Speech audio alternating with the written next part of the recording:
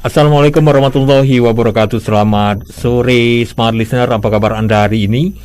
Luar biasa, di hari ini 13 Ramadan, tepatnya 25 April 2021. Saya Dery Aulia menjumpai Anda dalam Bincang Ramadan bersama Dompet Duafa. Dan kali ini menghadirkan Ustadz Muttaqin Anantoha. Dan tema yang akan diangkat Bincang Ramadan kali ini adalah Al-Quran Obat Galau. Wah, ini milenial ini. Obat galau. Ya, memang kalau kita melihat aktivitas orang perkotaan, tentunya orang perkotaan ini sibuk tak menentu.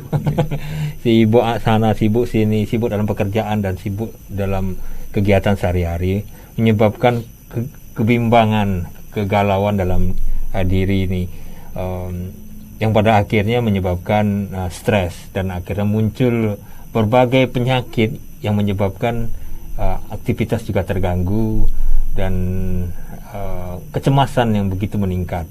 Nah, hal tersebut sebenarnya bisa diatasi kalau dari awal, kalau kita paham akan cara mengatasinya. Sebenarnya obatnya tidak terlalu sulit, obatnya tidak terlalu jauh. Kita sendiri yang menjauhkannya sebenarnya. Kalau kita mau mendekatkannya, pada akhirnya obat itu bisa ditemukan. Maksudnya ini bukan berkaitan dengan medis, tetapi dengan sesuatu yang sebenarnya harus kita imani, harus kita selalu dekat ini, yaitu Al-Quran Obat Galau. Nah, ini Al-Quran ini merupakan Smart tahulah, ini adalah kitab suci agama Islam yang merupakan pegangan kita dan mukjizat terbesar Rasulullah. Dan saya langsung saja ke Ustadz Muttaqin ya. Selamat sore, assalamualaikum Ustadz. Waalaikumsalam warahmatullahi wabarakatuh. Apa kabar Ustadz? Alhamdulillah baik. Iya, setahun sekali nih kita ketemu. Iya, betul. Setahun sekali. Tapi tidak apa-apa. Kita masih walaupun setahun sekali tetap bersilaturahim ya. Ustadz datang ke tempat kita untuk memberikan ilmunya agar Smart Listener juga bisa memahami paling tidak sedikit dari berbagai macam ilmu yang ada di Al-Quran ini sendiri. Nah Ustadz, hari ini mengangkat tema Al-Quran Obat Galau di 13 Ramadan. Ini mendekati separuh dari Ramadan ini sendiri Ustadz. Nah 13 hari kita sudah menjalani puasa ini Ustadz. Banyak sekali ibadah-ibadah yang kita lakukan Ustadz ya, termasuk membaca Al-Quran. Nah ini Al-Quran Obat Galau. Saya pikir galau itu apa, ini penyakit apa ini tadi itu. Oh, galau ini ternyata ini sebutan nih Ustadz ya, sebutan zaman sekarang. Mungkin kalau dulu disebut kecemasan ini Ustadz ya, kecemasan yang tidak berlandas, tidak berdasar sebenarnya. Cemas tapi tidak tahu apa yang dicemaskan. Nah, pertanyaan saya pertama begini Ustadz. Kenapa Al-Quran ini menjadi obat galau? Kenapa Ustadz memilih bahwa obatnya galau ini Al-Quran? Atau bisa aja nih rumput obat galau. Tapi bukan Ustadz yang datang nih. Ya, silakan Ustadz. Baik, Mas Heri. Terima kasih. Assalamualaikum warahmatullahi wabarakatuh. Smart Listener yang dirahmati Allah Subhanahu wa taala, para shaim dan shaimat yang berbahagia. Alhamdulillah, syukur pada Allah, di 13 Ramadan ini kita dipertemukan Allah Subhanahu wa taala, walaupun dalam dunia maya bisa dimasukkan. Iya, bisa dunia udara bisa. Lengkap ini Ustaz. Di udara. Paket lengkap ini. Ya, alhamdulillah, mudah-mudahan Allah SWT masih memberikan kita semua kesehatan. Amin. Ya. Amin. 13 Ramadan ini sudah separuh hampir perjalanan ibadah kita di bulan Ramadan ini. Tentu sampai ke ujung biasanya akan semakin tingkatan ujian itu akan semakin berat ya. Tetapi insya Allah inilah kemuliaan ya, rahmat Allah Subhanahu wa taala pada kita kaum muslimin, tentunya orang yang beriman di bulan puasa ini, walaupun tidak makan, tidak minum, tetapi insya Allah semua kita pasti akan terjaga semangat ibadah kita kepada Allah Subhanahu wa taala. Bahkan kalau kita kembali mengingat sejarah Nabi SAW, di akhir-akhir Ramadan ini banyak beberapa peperangan dilakukan ya, gitu ya, Rasulullah SAW dan para sahabat. Perang Badar misalnya ya, itu di pertengahan bulan suci Ramadan. Jadi artinya lapar, haus tidak mengurangi semangat juang, ya, semangat aktivitas, apalagi kita cuma harus nambah semangat, harusnya semangat.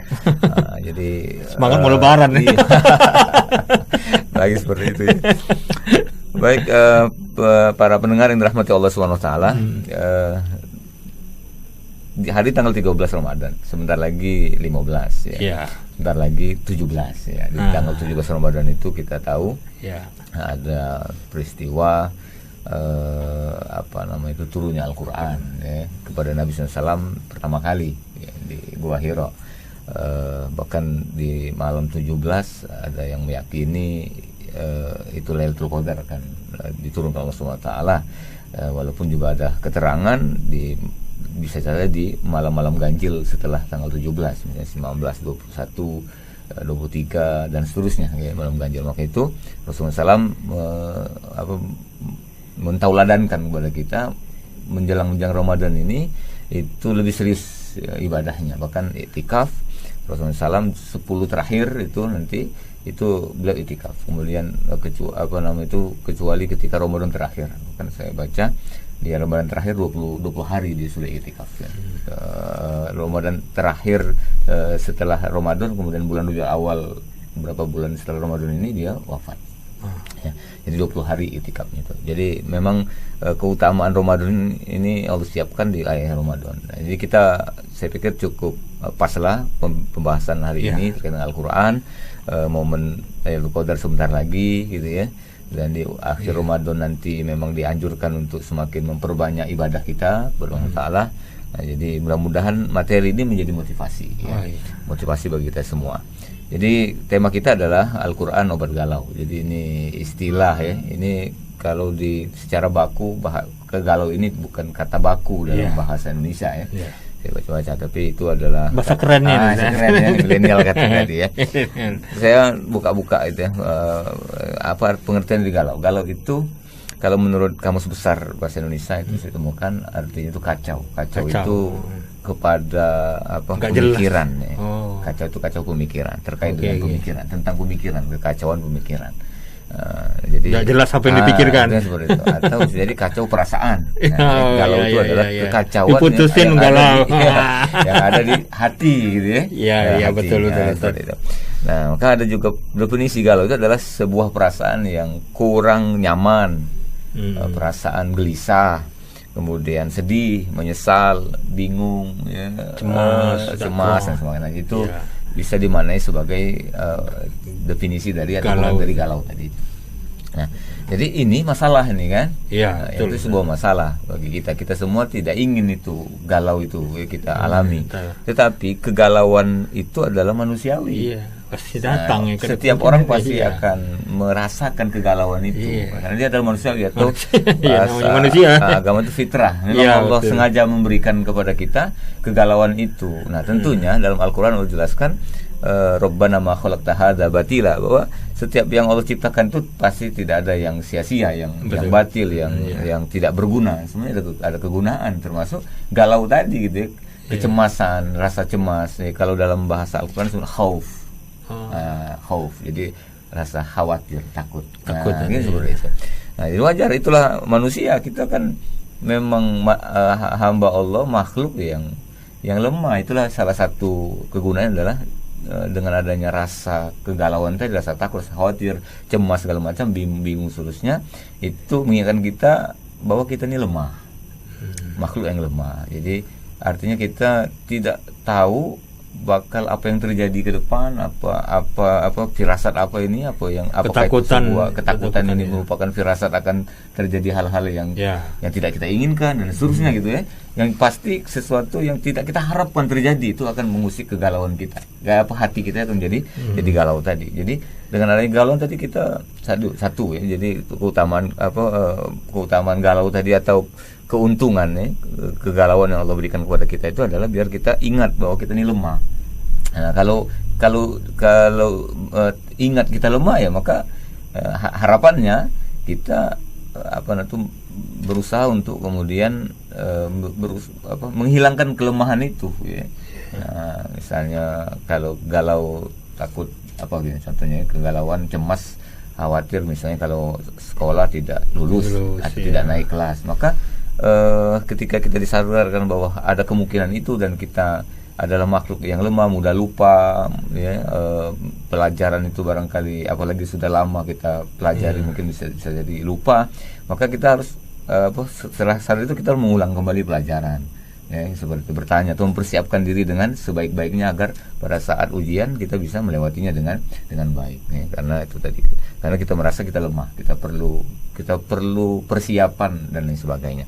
Kemudian juga ini diharapkan galau ini memberikan pelajaran bagi kita agar bisa kita berpikir dulu sebelum bertindak. Itu pikirkan ya. Kita kan khawatir, cemas kalau gagal, gimana? Nah, jadi kita berpikir jangan sampai, kata Mas Heri tadi, ya kita hindari penyebab kegalauan tadi kan, penyebab yang kita khawatirkan tadi kita hindari. Kalau kita takut gagal ya kita hindari kegagalan itu, atau kita lawan kegagalan itu, kekalahan. Bukan dihindari masalahnya. Bukan, jadi maksudnya kita upayakan apa yang kita cemaskan itu tidak terjadi. Iya, betul. Itu kan seperti itu. Iya. Nah, jadi sehingga kita berpikir sebelum kita melakukan sesuatu, nah kira-kira yang kita lakukan ini benar atau tidak. Nah, ini seperti itu ya. Salah atau benar gitu ya, dan seterusnya. Nah, maka harus kita berpikir. Nah, itu nanti kaitan dengan, itulah pentingnya kita mempunyai pengetahuan, berilmu gitu ya, bertanya dan seterusnya. Jadi ilmu itu ada motivasi untuk kita kemudian memperbanyak pengetahuan kita, pengetahuan kita, sehingga pada saat kita melakukan sesuatu, nah menurut pengetahuan kita itulah sudah pas gitu. Nah, biasanya kalau kita sudah mengetahui dengan jelas sesuatu, mudah-mudahan bisa kita selesaikan. Kalau kita tidak tahu sesuatu, bisa jadi kegagalan itu akan berpotensi besar kita rasakan, kita dapat. Apalagi sudah memastikan itu gagal, lebih bahaya. Itu namanya kalau sebelumlah berjuang sudah kalah, itu namanya menyerah sebelum berperang ya, putus asa seperti itu. Nah, itu lebih bahaya lagi. Ya Ustaz, penjelasan Ustaz sistematis dan sangat baik sekali. Jadi saya langsung ngerti, langsung kayak ngomong sama psikolog gitu. Jangan-jangan Ustaz ini psikolog juga. Jadi sesuatu itu memang pasti sulit melakukannya awalnya. Nah, dan kita yakin, kalau kita yakin ya pasti bisa. Tapi kalau kita tidak yakin ya jadi nggak bisa. Atau kita mengkhawatirkan sesuatu tadi. Kalau itu kita belum apa-apa, ini nanti gimana. Nah, pemecahannya pasti ada, Ustaz kan ya. Jadi yang pemecahannya inilah yang penting kita pelajari. Jadi pada akhirnya kita kegagalan itu atau kekhawatiran itu bisa teratasi itu, Ustaz. Silakan Ustaz. Baik, para pendengar yang dirahmati Allah SWT. Jadi tadi saya sampai pada kegunaan galau tadi yang diciptakan tadi. Jadi selain yang kita sudah terangkan, bisa mengingatkan bahwa kita ini lemah, kemudian diharapkan kemudian muncul karena kita mengkhawatirkan sesuatu terjadi yang kita tidak inginkan, sehingga kemudian kita siap-siap, termasuk mencari pengetahuan terhadap apa yang kita khawatirkan. Jangan sampai kita melakukan sesuatu yang menyebabkan kegagalan yang kita khawatirkan tadi itu betul-betul terjadi. Jadi itu kita kemudian mencari referensi, mencari pengetahuan yang terkait dengan apa yang akan kita lakukan sehingga tujuannya sukses, kan seperti itu. Nah, kemudian berikutnya ada lagi kegunaannya adalah biar kita bisa semakin tadi intinya, karena kita galau kan artinya kita tidak mau sesuatu itu yang buruk itu menimpa kita. Maka kita kemudian harapannya muncul usaha untuk menghindari yang kita khawatirkan terjadi itu tadi, kira seperti itu. Khawatir bukan kejadiannya ya, kekhawatiran kita ini. Iya, kita kan misalnya berlebihan. Ini bencana, misalnya ini sebuah bencana. Nah, kita kan belum terjadi sih, belum terjadi bencana tadi, tapi kita sudah cemas. Kalau jangan sampai ini terjadi, gimana kalau terjadi sebenarnya. Nah, makanya banyak ketakutannya. Nah, itu positifnya ada tadi, ketika kecemasan itu, kalau tidak cemas, maka kita bukan manusia berarti. Iya, tidak akan hati-hati, cenderungnya tidak betul, hati-hati ya. Atau mungkin kalau ke wilayah agama sombong nih kan merasa pasti berhasil nih. Pasti dapat. Mantap ini. Nah, ini kan jadi yakin, kemudian akhirnya sombong, menyombongkan diri, akhirnya jatuhlah kepada dosa, dan Allah tidak suka dengan orang yang sombong itu. Bahkan justru dengan orang yang sombong itu maka Allah akan berikan sesuatu yang dia tidak harapkan tadi akan Allah berikan kepada dia. Nah, jadi itulah, jadi ketika ada kegalauan tadi, kita istilahnya siap-siap sebelum keburukan terjadi, kita sudah ada persiapan untuk nah, diantaranya adalah tentunya karena kita tidak tahu apa yang bakal terjadi, dan apalagi bagi orang yang beriman, sesuatu terjadi dan tidak terjadi itu adalah bukan karena kita manusia, tetapi sesuatu terjadi dan tidak terjadi adalah karena kehendak Allah SWT. Harapannya adalah Allah menginginkan dengan rasa galau tadi itu agar kita dekat dengan Allah Subhanahu wa taala. Ya, jadi berzikir, ya, beribadah kepada Allah Subhanahu wa taala. Nah, jadi ini keutamaannya ya. Nah, itu semua tadi sebenarnya sudah terangkum. Jadi yang intinya adalah karena segala alam semesta ini terjadi dengan tidak terjadi adalah karena hak Allah Subhanahu wa taala. Jadi satu-satunya jalan atau cara yang ampuh itu adalah ya kembali kepada Allah Subhanahu wa taala. Kalau kita khawatir sesuatu terjadi, maka yang menjadikan itu kan siapa? Ya Allah. Maka yang paling pertama harus dilakukan adalah tentunya mendekatkan diri kita kepada Allah Subhanahu wa taala. Jadi ada sebuah doa Nabi SAW, ya, Rasulullah SAW melarang bahwa kita itu merasa sial. Ada istilah itu bahasa saya itu merasa sial. Jadi kalau kita gagal sial. Contoh misalnya ini yang khurafat ya, misalnya mungkin ada di masyarakat ya, misalnya berkedip di kanan, gitu. Iya. Oh, ini pasti akan atau cicak jatuh. Itu kan seperti itu kan. Nah, kalau zaman jahiliyah dulu kan misalnya dia ketika ingin mau keluar rumah, misalnya mau berdagang kemana gitu ya, jangan mau keluar atau tidak, gitu. Kalau lihat ada burung misalnya gagak hitam misalnya di rumah, ini pertanda burung. Nah, itu tidak diperbolehkan. Maka Rasulullah mengajar kita doa, ya, Allahumma la tayra illa tayruk, la khaira illa khairuk, la ilaha ghairuk. Ya Allah, tidak ada burung, itu tayra itu burung, tapi dalam makna ininya itu adalah pertanda. Tidak ada pertanda kecuali pertanda darimu, tidak ada kebaikan kecuali kebaikan darimu, tidak ada Tuhan selain Engkau. Jadi artinya segala sesuatu itu terjadi adalah dengan kehendak Allah Subhanahu wa taala. Nah, oke, itu saya sering menyampaikan kepada jamaah pengajian yang saya isi. Jadi ketika merasa khawatir tadi, ya cepat-cepat berdoa kepada Taala, istighfar banyak, kemudian berdoa kepada Taala. Bisa jadi doa ketika kita angin tadi kemarin itu di Tanjung Batu itu angin deras sampai ada pohon peti di samping rumah itu apa bahasa itu tidak tumbang, tapi sebelahnya itu patah gitu ya. Dahan itu patah karena angin tadi. Nah, itu ada doa, Allahumma inni as'aluka khairaha wa khairu ma fiha wa khairu ma ursilat bihi wa a'udzubika min syarriha wa syarri ma fiha wa syarri ma ursilat bihi. Ya Allah, sesungguhnya aku memohon kebaikan darinya, angin tadi misalnya, atau sesuatu yang kita yang bakal terjadi tadi, misalnya kita harapkan kebaikannya saja, apa yang ada di dalamnya, mengapa dia diutuskan kepadaku. Ya Allah, aku memohon kepadamu berperlindungan dari keburukannya, dari keburukan apa yang ada di dalamnya, dari keburukan mengapa dia diutus kepadaku. Jadi artinya secara umum Islam ini mengajarkan kalau ada kesusahan kembalilah kepada Allah Subhanahu wa taala. Nah, jadi Al-Qur'an itu adalah produk Allah Subhanahu wa taala, bahkan produk yang utama. Di situ berisi pengetahuan tadi kan, berisi juga tentang kisah-kisah yang bisa kita ambil pelajaran. Ada orang yang ditimpa kebinasaan, kalau kita khawatir ditimpa kebinasaan pula, maka kita lihat apa yang mereka lakukan, mengapa dia dibinasakan dan seterusnya. Maka itu saya dalam tema ini tadi saya ambil tadi bahwa Al-Qur'an itu bisa jadi obat galau. Bahkan Al-Qur'an itu kisahnya itu masa lampau sampai dengan kisah masa yang akan datang ada dalam Al-Qur'an. Ya. Jadi dari mulai Adam diciptakan, bahkan sebelum manusia diciptakan sampai dengan apa yang akan dirasakan oleh manusia di akhirat nanti, di surga atau di neraka tadi. Jadi artinya lengkap, komplit. Nah, makanya tadi Mas Heri sebutkan tadi, Al-Qur'an itu mukjizat terbesar Nabi Muhammad SAW. Ini adalah hudal linnas, petunjuk bagi manusia, bukan hanya bagi umat Islam saja. Maka itu ketika kita kembali kepada Al-Qur'an, insya Allah galau itu akan hilang.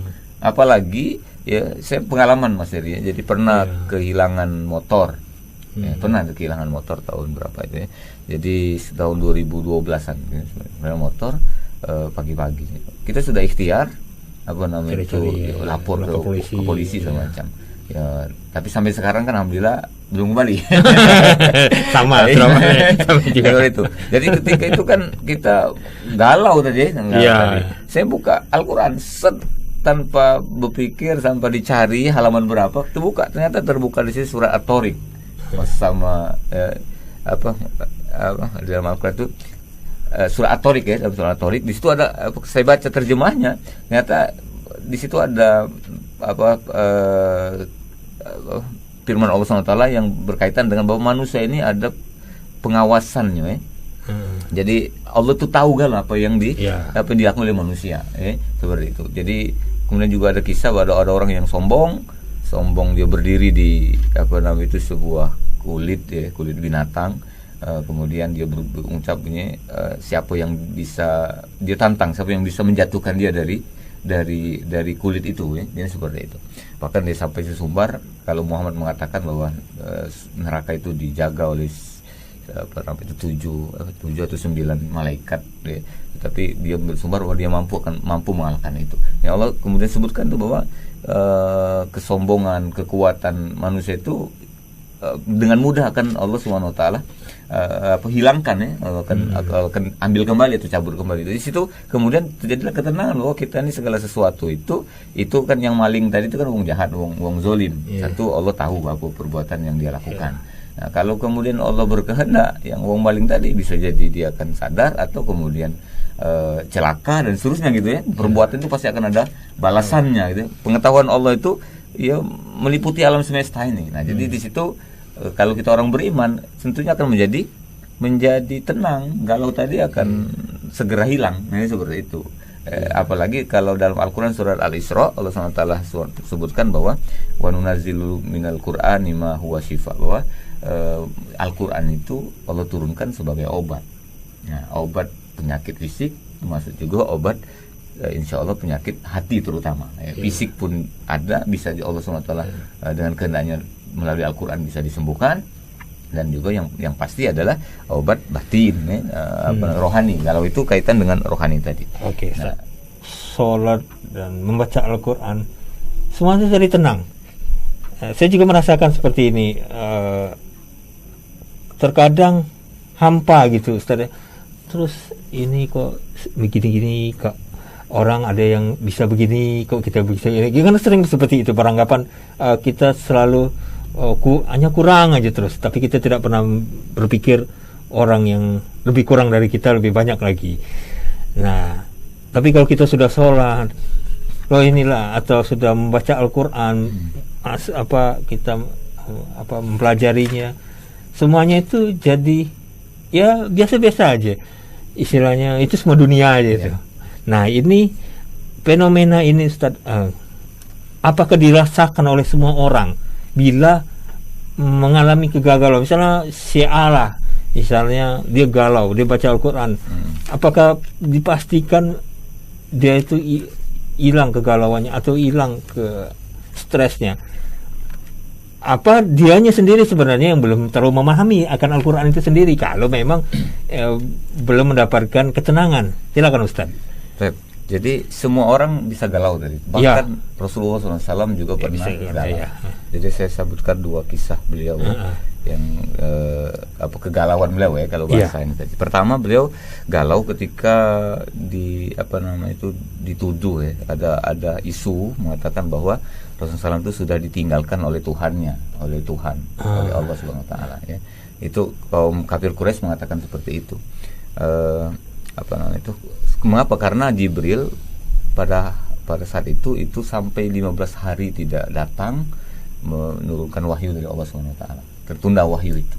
Kemudian beredar isu tadi dari kaum ditinggalkan Tuhannya nih. Ditinggalkan Tuhannya. Gosip lah. Saya baca di kitab Asbabun Nuzul ayat itu kan ada yang mengatakan bahwa Muhammad itu telah ditinggalkan setannya. Kan orang kafir kan, Iya, kafir Quraisy seperti itu. Jadi ditinggalkan itu, maksud setan itu adalah Tuhan, maksudnya Allah seperti itu. Lalu kemudian setelah 15 hari itu Allah turunkan surat Wadduha. Wadduha wal laili idza saja ma wadda'aka rabbuka wa ma qala, demi apa? Demi waktu duha dan demi malam ketika sudah sunyi, ya, Tuhanmu, ya, ma wadda'aka rabbuka wa ma qala, Tuhanmu itu sesungguhnya tidak meninggalkan kamu dan tidak membencimu. Nah, jadi ketika turun itu kan pasti Rasulullah SAW tenang. Tuhan sendiri yang ngomong. Nah, kan Wadduha ini kan Al-Quran maksudnya kan? Iya. Maksud saya itu seperti Al-Quran. Jadi ketika kita merasa cemas, pasti cemas itu mungkin di antara apa namanya itu bisa kita pastikan dia sudah lupa dengan Allah. Iya. Nah, itu seperti itu. Maka kembalikanlah ke baca Al-Quran, maka dia akan ingat dengan Allah. Dan apalagi kalau yang dibaca itu adalah ma wadda'aka rabbuka wa ma qala, tadi bahwa Allah itu tidak akan pernah meninggalkan kita orang yang beriman ini, dan apalagi membenci. Lalu ada lagi kejadian Rasulullah SAW itu ditanya oleh dua orang kafir Quraisy, utusan dari kafir Quraisy itu, ya, yang bertanya kepada Rasulullah SAW tentang pertama pemuda Kahfi, cerita pemuda Kahfi. Ya, kemudian yang kedua itu tentang Zulkarnain yang pemuda yang mengembara sampai ke Masyriq wal Maghrib, ya. Kemudian juga satu lagi bertanya tentang ruh. Nah, tentunya ini kan ghaib, ada yang masa lampau, ada yang memang ghaibnya masalah ruh, meninggal misalnya, ruh meninggal. Nah, jadi tentunya karena Rasulullah SAW belum mendapatkan pengetahuan, ya saya bayangkan beliau juga khawatir, maka sampai beliau mengucapkan besok pagi datang lagi. Masa kita ini, nah, karena dia belum bisa mampu menjawab itu besok pagi, karena beliau yakin bahwa besok pagi itu biasanya gitu ya, Allah ketika ada permasalahan Allah turunkan wahyu. Nah, pada saat itu ketika ayat ini kejadian itu sama seperti Wadduha tadi itu, beberapa hari tidak turun itu.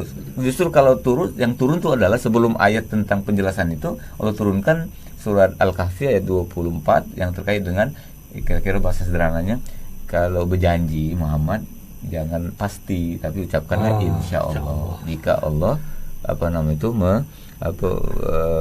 mengizinkan, ya, insya Allah. Itu baru kemudian Allah ceritakan tentang apa yang ditanyakan. Surat Al-Kahfi Allah turunkan terkait dengan cerita pemuda Kahfi, ada 7 orang 309 tahun di dalam gua dan seterusnya.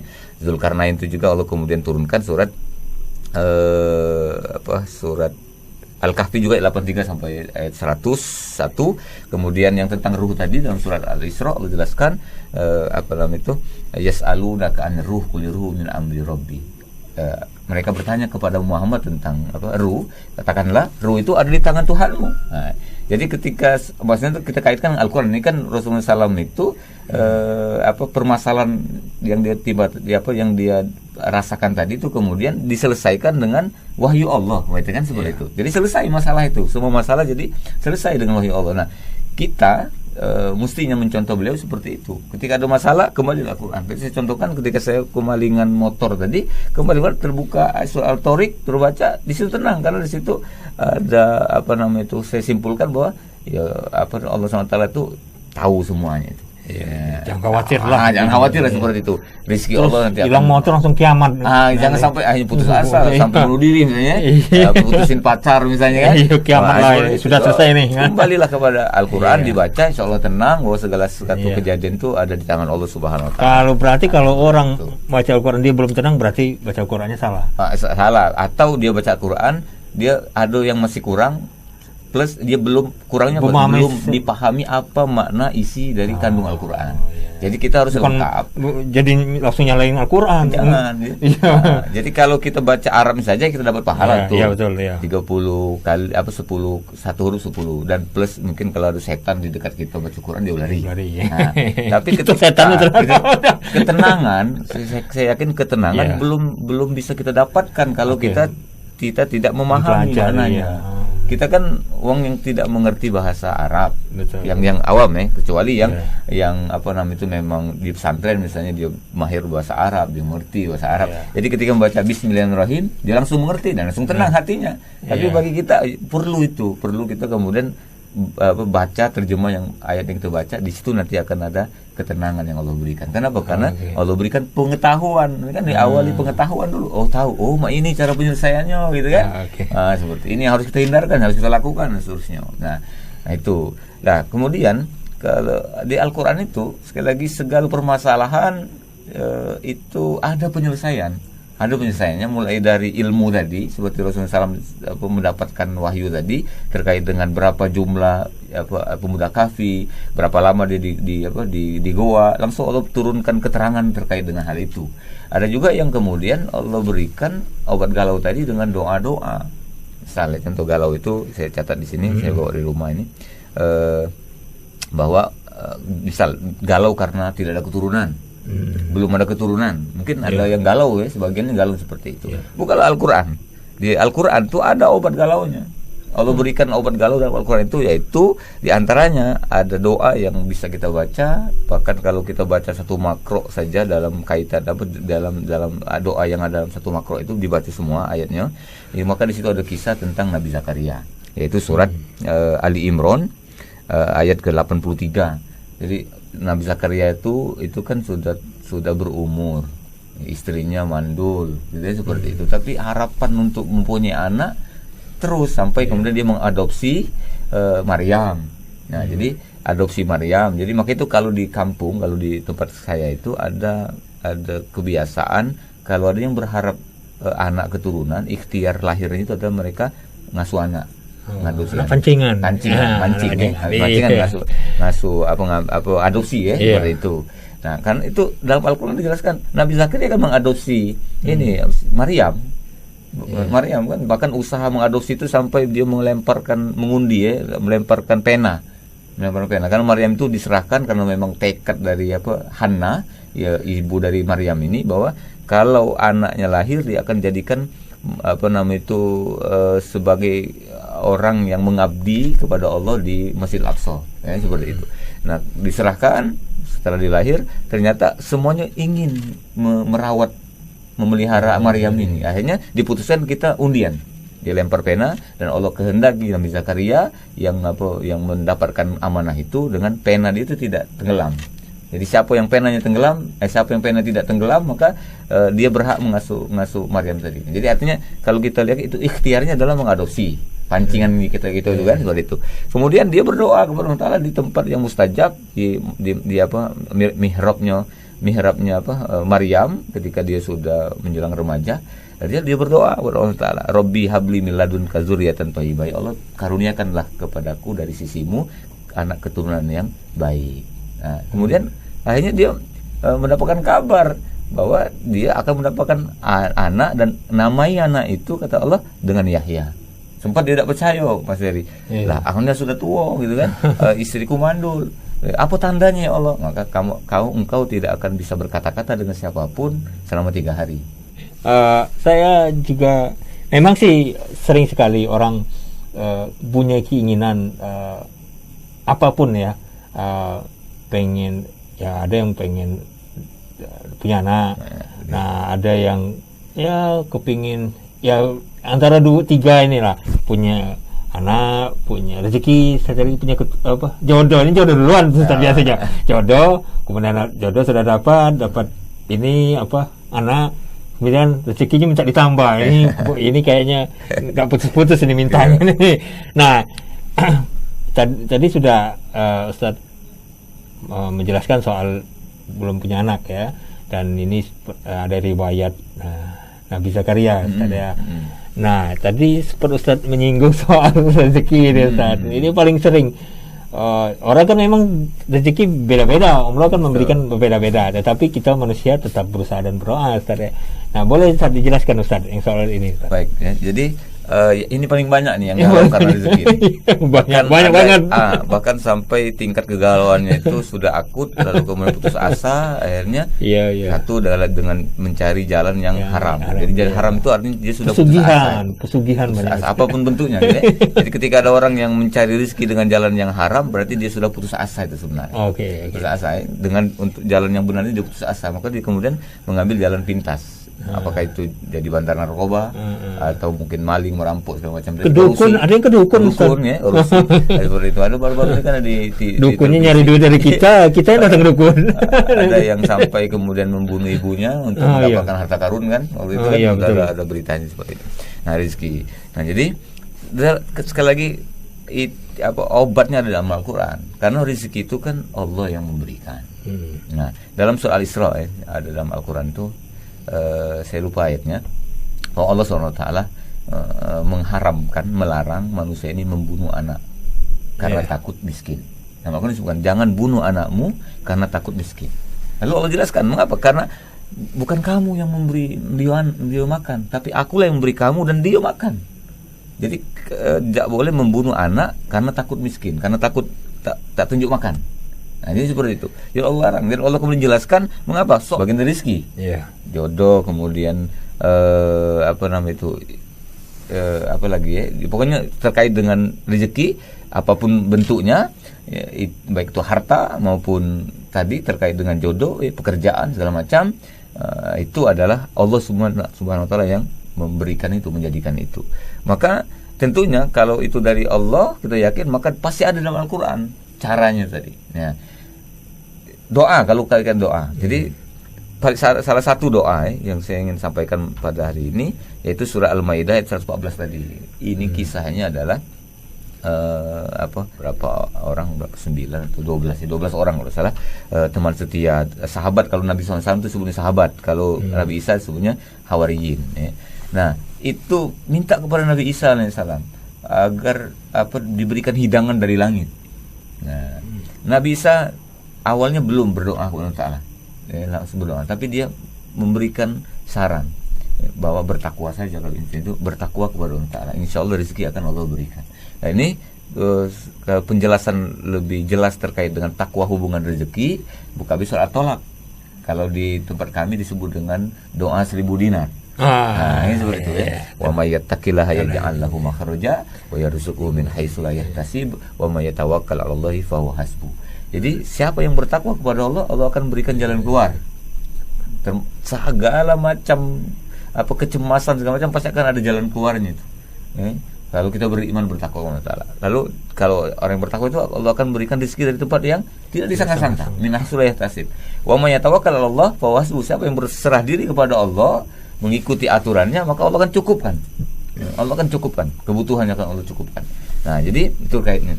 Nah, itu kalau di tempat saya itu menjadi disebut doa 1000 dinar. Artinya ada kaitan dengan permohonan minta rezeki, ada kaitan minta rezeki.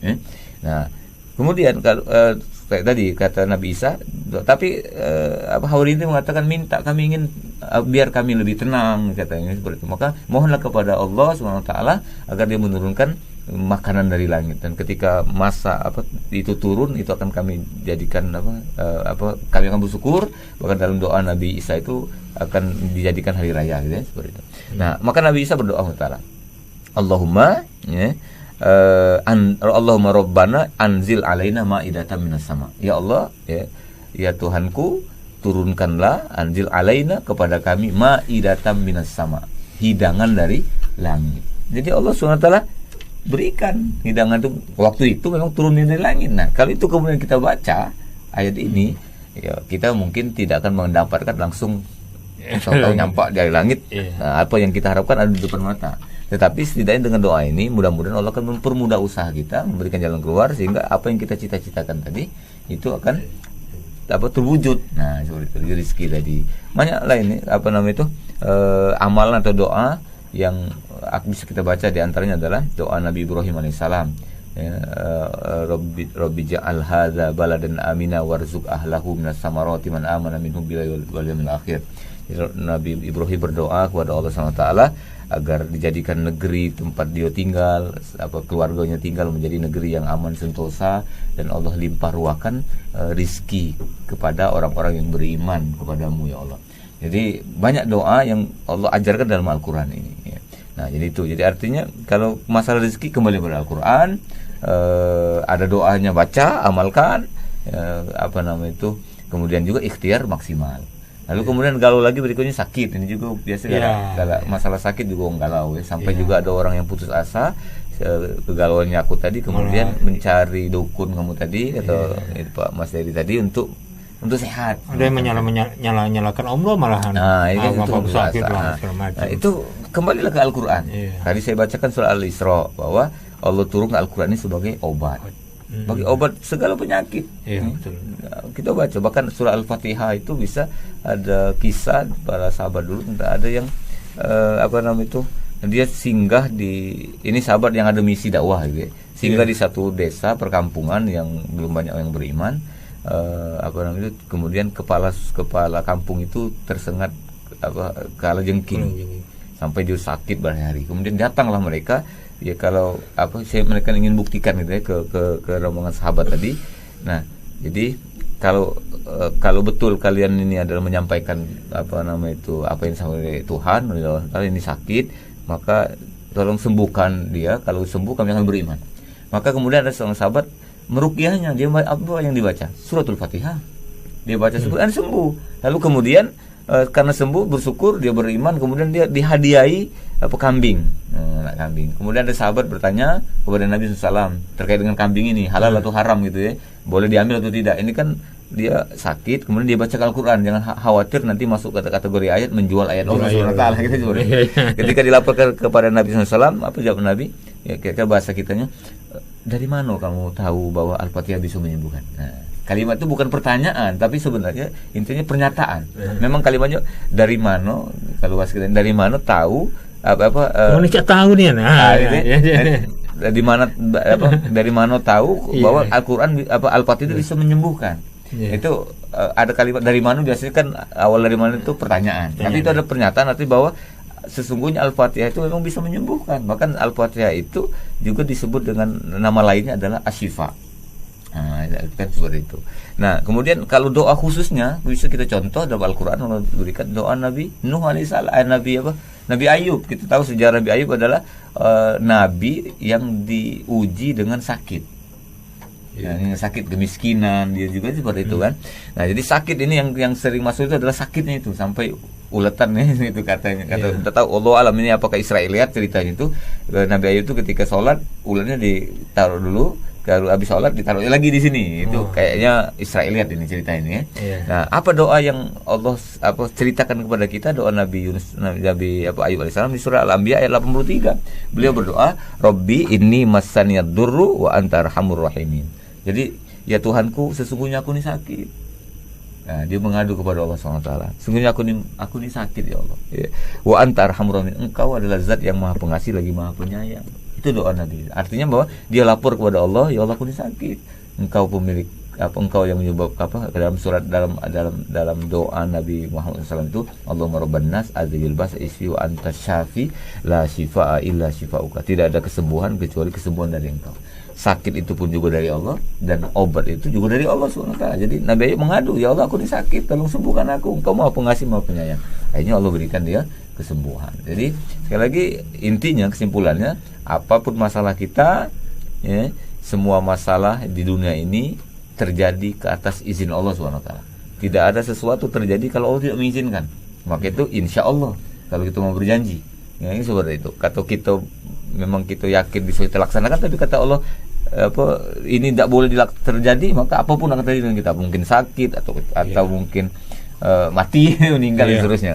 Nah, jadi kembalilah kepada pemilik alam semesta ini yang menciptakan, yang menjadikan segala sesuatu, dan semuanya itu terangkum ya, semuanya ada dalam Al-Quran. Oke, Ustaz. Langsung disimpulkan oleh Ustaz ya. Iya, karena sudah sesi terakhir ini, itu tadi balik lagi kesimpulan tadi bahwa segala sesuatunya semuanya izin Allah. Kalau Allah berkehendak, ya nggak mungkin batal ya. Tidak mungkin batal. Dan tetapi kalaupun ada sesuatu yang tidak sesuai dengan kehendak kita kembalikan lagi kepada Allah dan Al-Quran sebagai obatnya, Ustaz ya. Terima kasih Ustaz sudah hadir di studio Smart FM di 25 April di 13 Ramadan ini. Semoga perbincangan kita ini bermanfaat. Amin. Baik bagi diri kita sendiri maupun bagi yang mendengarkan siaran ini yang juga menonton YouTube Smart FM. Dari perbincangan Bincang Ramadan, saya dari Aulia undur diri. Assalamualaikum warahmatullahi wabarakatuh. Waalaikumsalam warahmatullahi wabarakatuh.